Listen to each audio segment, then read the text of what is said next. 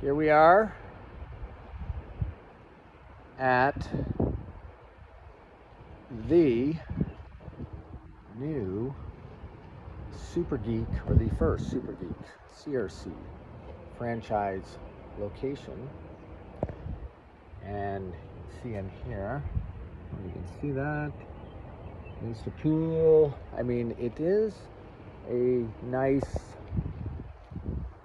abandoned mansion.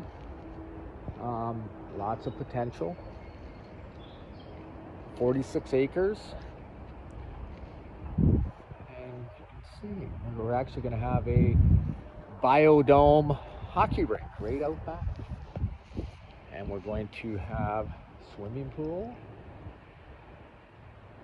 veranda, greenhouse, and this is just the campus house location for the main campus, not the Geek. The Geek Master residence is going to be off-site. That's where the servers will run. This is the campus house for the Super Geek campus location, and lots of potential. Like, this place is just phenomenal. It's actually too big. I don't think I could live in it, but I think there's going to be a lot of people that are going to appreciate attending events here, which are always going to be free. Now I'm going through this little forest area. Oh, I'm not sure if I can see if I can get through. Now I am running on an iPhone 11. This is actually my 100th iPhone I've owned. I've never bought one, ever. I don't know if I can get through here. I'm kind of blocked off. These forests are pretty big. Now I'd like to give a shout out to Dan Martell, because Dan Martell is a very peculiar, I don't know what's going on here, very peculiar person, because I've been working on my business plan for I've had several MBAs working on my business plan over the years. Started actually probably about 10 years ago. And my first MBA, one of my business partners and founders, in 2018, he started extracting, I don't know if I can get through here.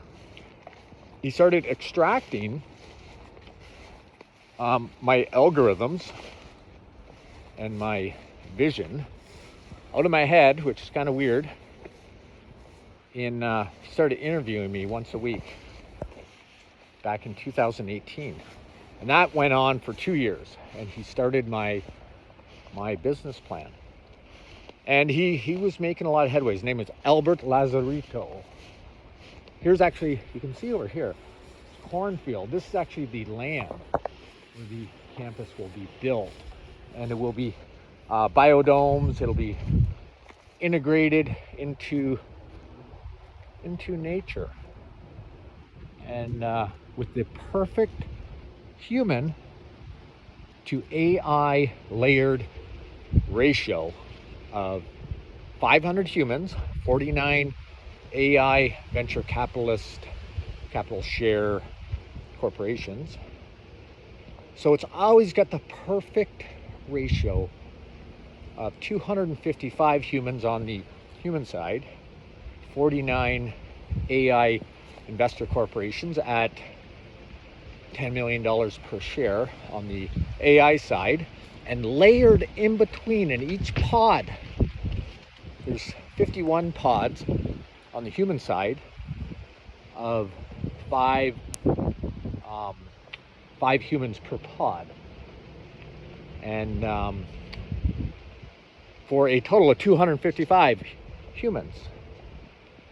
Now, I'm just gonna, I don't know how Dave and Damon do this filming thing, because I've only been doing it for about 2 minutes. I'm not a big talker on the phone. It's starting to rain now, but my arm, my circular, like, how do you hold the phone up like this?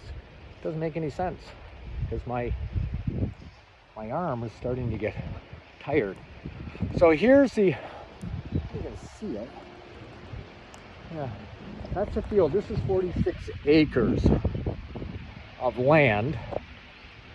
And I can actually envision this in my mind. But the hard part is getting it out of my mind and onto paper. And that's where the MBAs are supposed to do that. And they did do that, but not completely.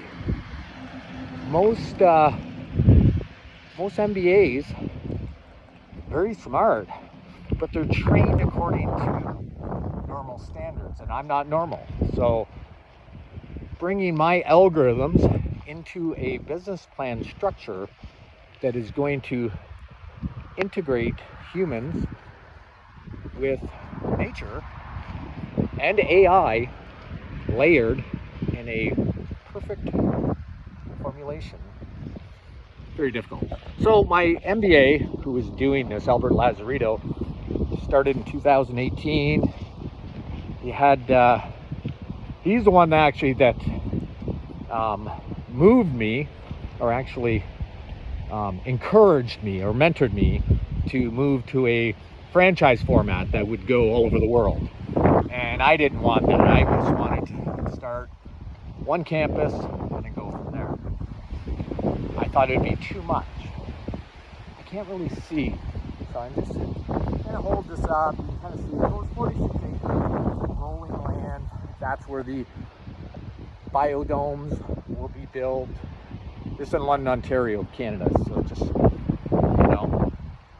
Oh, here we go. It's a better angle. You can see. I'm not big on the iPhone walking thing. My arm is starting to fall asleep. You see my actual DDE shirt. There's my, let me say, Eye of Horus with organite inside. Anyways, back to the concept of my business plan. And that was my big mistake. Well, not mistake, I mean, you learn. Dan actually, from what Dan Martell was saying, you don't worry about the business plan.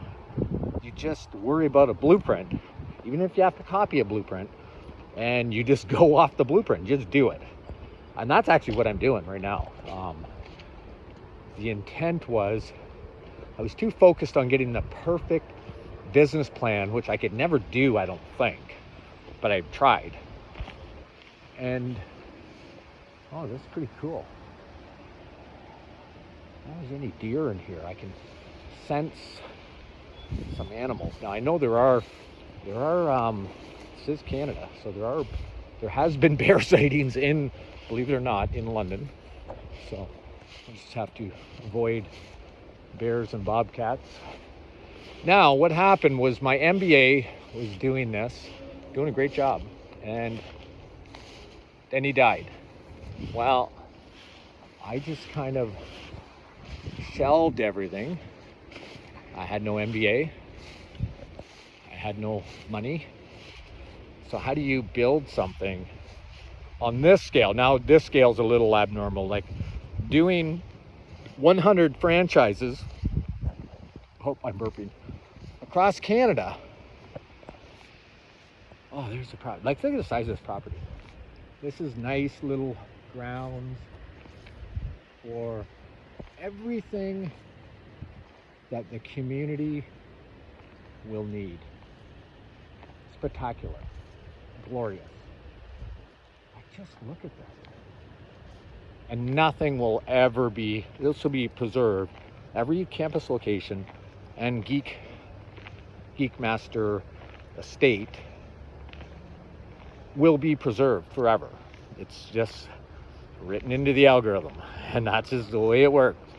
There's no in between. It's just a blueprint and away you go. So after my MBA died, and then I brushed it off the shelf as a joke. I honestly thought this was a joke. Well, not a joke. I knew my algorithms were fine. but to try to bring this to reality. See here's this pool. I don't know if you can see inside. No, it's empty.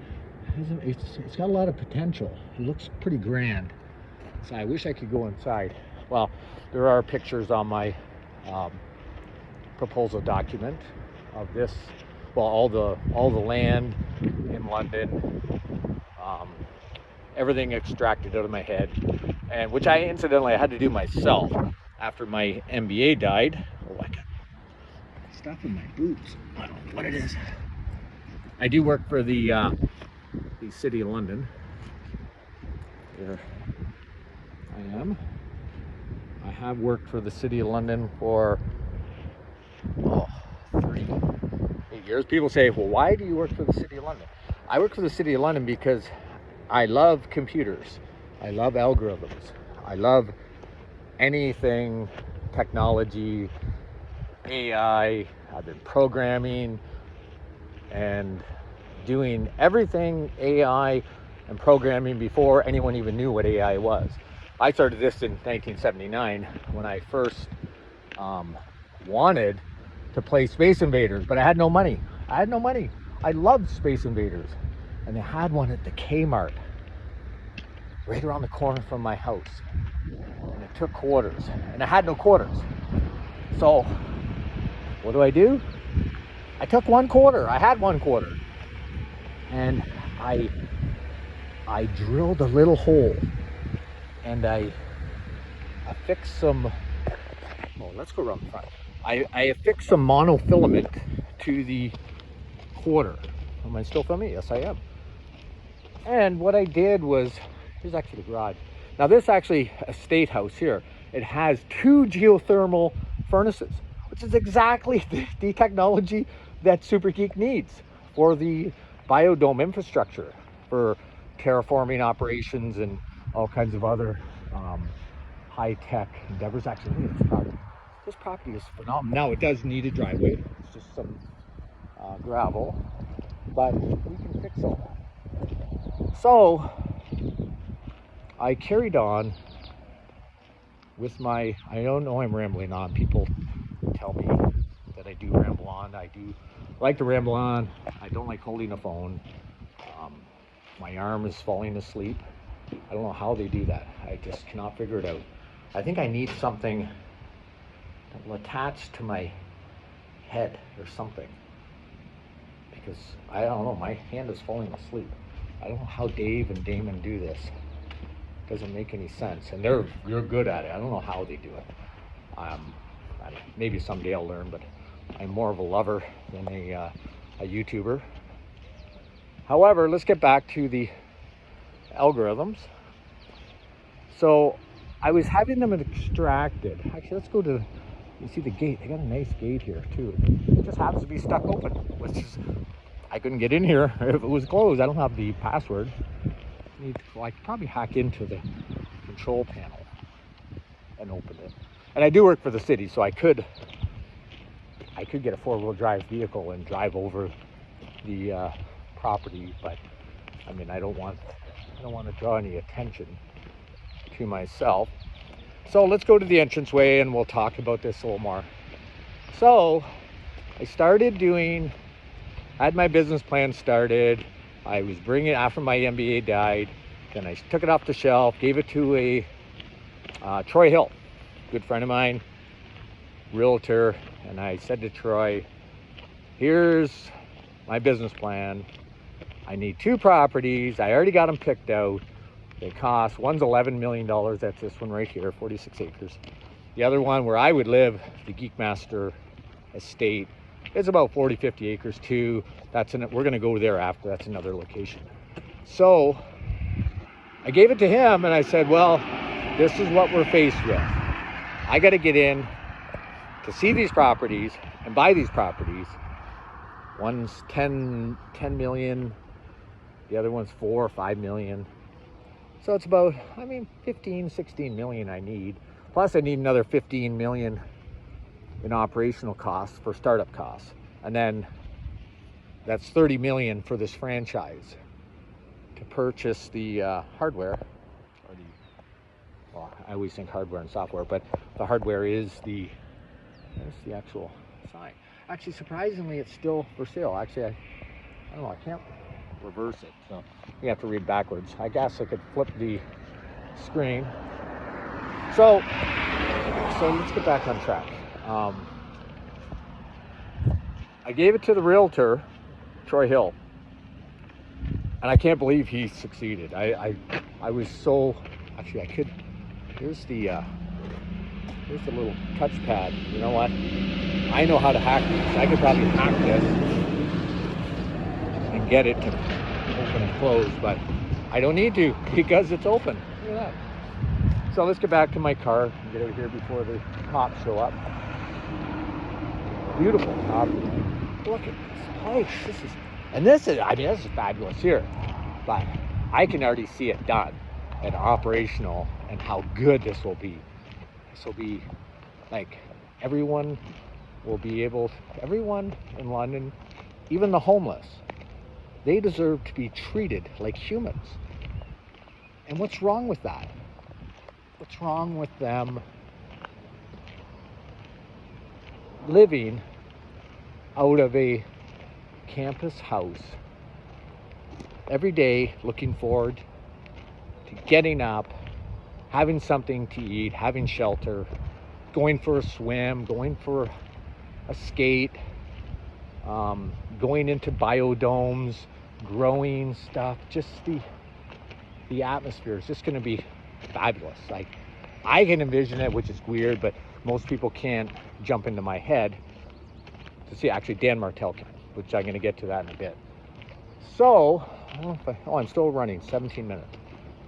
So I gave it to Troy, and the instructions are, I don't have any money. I work for the City of London. How can I buy these properties?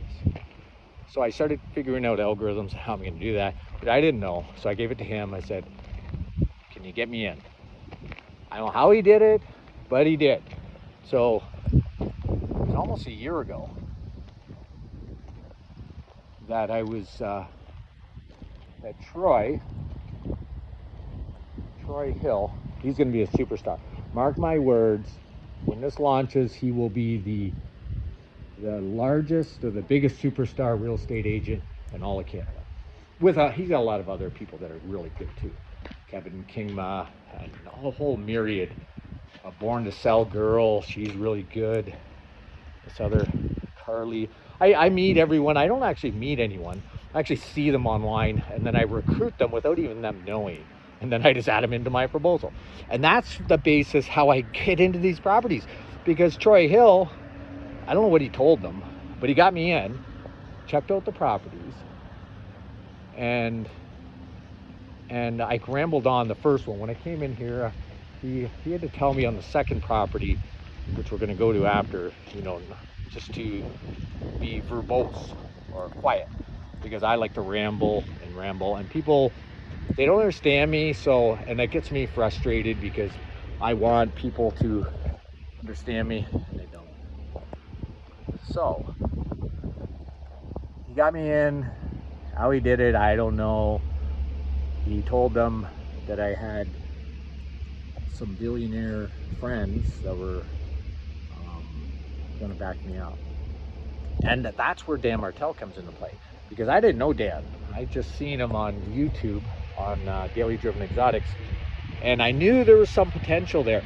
But what most amazed me, and this is how we ended up where we are right now, is let's go back to the business plan. So MBAs, I would give it to MBAs. I would come across numerous of them. And here's actually my truck, just to show that I do work for the City of London. And I have worked there for 38 years, I think. So I got a good pension, but I don't have any money in the bank, because I spend all my money on technology and research, and I enjoy that. I mean, it's no problem. If I need more money, I try to do something to get more money with my SuperGeeks, or I own PC Geeks on site. I run that for 25 years. So there's lots of ways that I can get money, but not this type of money.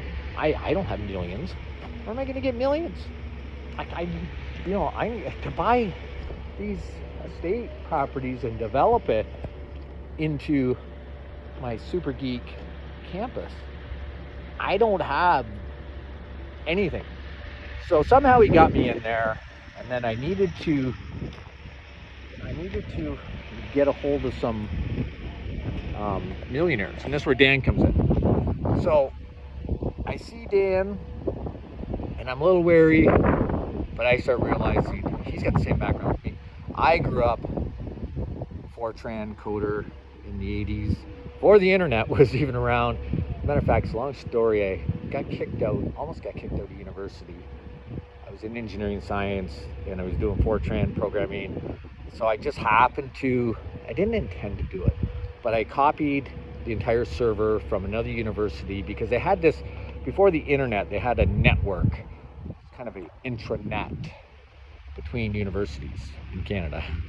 Well, you can only play this one Star Wars game during it was like 9 to 5. So in the lab, we could play it from Western to, I think it was in Waterloo or Queen's University, that the servers were held on to play this game. So you'd be playing it over this network, which is kind of like the internet before the internet was actually created. And we could play this game in the lab only during the hours. But the problem was, we don't study during those hours. We study and do stuff at midnight, 2 in the morning, because it's open all 24/7, these labs. But we can't play this game. So what do? Well, I figured out a way. This is in 1986. So I copied the entire server into a professor's mailbox. Professor's mailbox wasn't being used. It wasn't hurting anything. I wasn't stealing anything because it's staying technically on the network. Transferred it there, and we started playing a server of this Star Trek grid-based game in 1986 on a Fortran server out of a professor's mailbox, which was unprotected, no password, had lots of memory because we didn't have enough memory assigned to each of us. And we did that for a week or so, maybe 2 weeks. And we played lots of games all night long. We were the hit of the university. It had groups of people, there's like 10 of us, every night studying and playing this game, and it was so glorious, all out of this professor's mailbox. Then we came into university one day, and I couldn't log on. And I started looking around the lab, and everyone that couldn't log on, everybody was the same group that were playing this on my server out of that professor's mailbox. I knew instantly, okay, the gig is up, because everyone's saying, I can't log on, I can't log on. And I knew right away, and I did it myself. No one else had any involvement.